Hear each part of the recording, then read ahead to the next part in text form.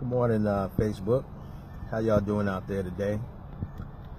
This is Damien, CEO of CreditSmash.net. I wanted to talk to you about the post that I posted yesterday about, actually shout out to my business partner, Josh Cole, who sent me the link from Atlantic with regards to the credit bureaus lying to y'all. And I say, they've been lying for a long time. I've been knowing that for many, many years, dealing in this credit business. Equifax and TransUnion, basically they got hit with a $23 million lawsuit for the simple fact that they're not disclosing free credit reports that are available to the American public. Instead, they're trying to advertise their products first before actually giving the free stuff out. Secondly, they're lying because of the simple fact that the credit score that you now know as your Equifax and your TransUnion, that is not the same score that the mortgage companies, the auto companies, the credit card companies, finance companies, they don't use that score. And they've been promoting the fact that that score is what is actually used, and it's not. So I've been knowing this for quite some time. I've been trying to send out more and more posts when it comes to just pure financial intelligence and knowledge about the credit game. A lot of folks don't think they need it. They don't think it's necessary until, of course, you need something and now you can't get it. These finance companies, these property management companies, rental companies, auto companies, insurance. I mean, the game goes on and on and on. There's like a full circle of the whole echelon of the game that was going.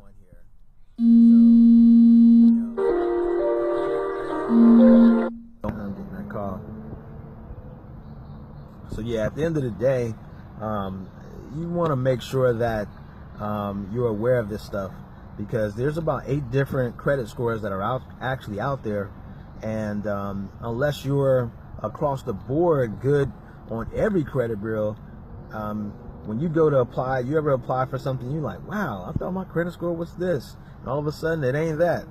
I actually had one of my clients tell me that the other day. They were applying for a mortgage, and come to find out, their score is less than what the actual mortgage company is indicating. Not much less, but a minor fix in there, and then you can correct that. Well, being proactively involved in your credit will save you a lot of heartache, quite frankly. And a lot of people don't realize that until it's time for them to get whatever they want. So I sent out that post, and I hope that you guys liked it. At the end of the day, I'll be sending out more and more posts. That's one of the reasons why I created Credit Smash, is for the simple fact that smashing the quite frankly, smashing the erroneous things that are out there when it comes to the public not knowing about credit and finance. And I'll just give you one last tip. I was actually paying one of my credit cards just yesterday, as a matter of fact, because you want to keep your credit cards below a 30% utilization.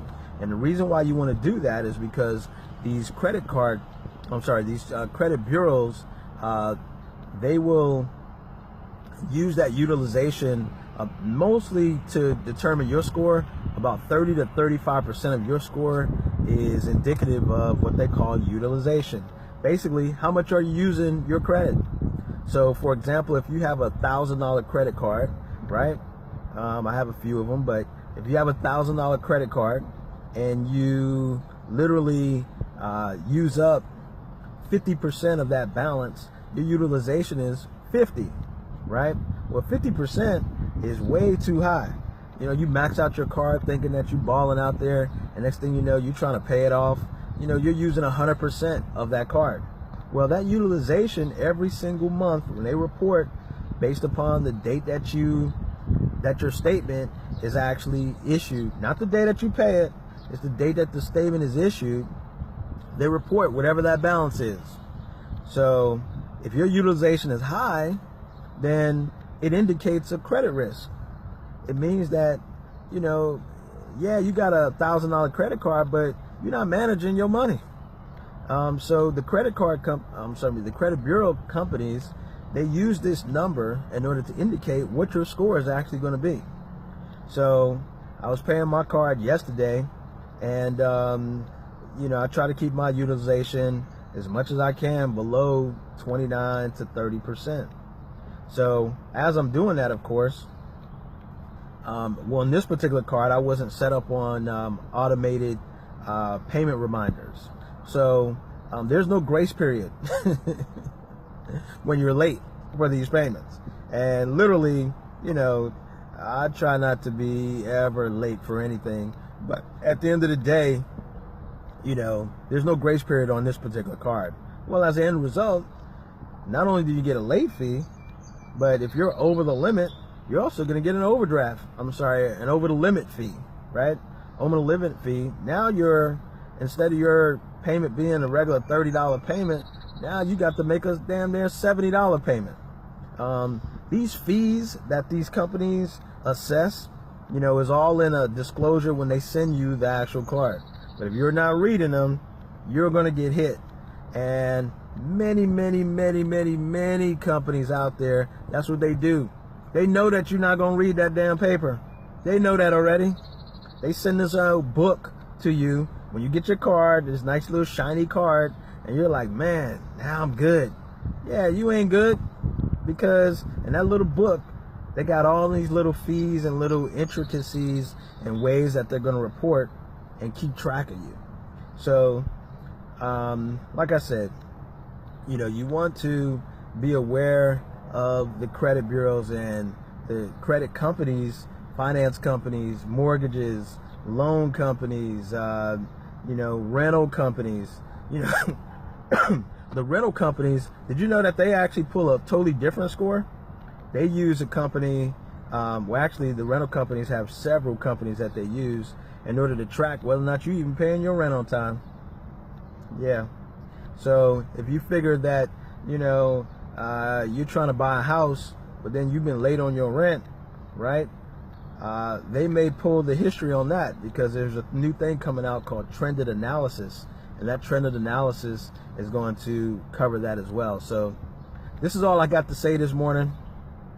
One thing I try not to do is create these 30-minute long videos, because I know nobody keeps watching them, so I got to make them shorter.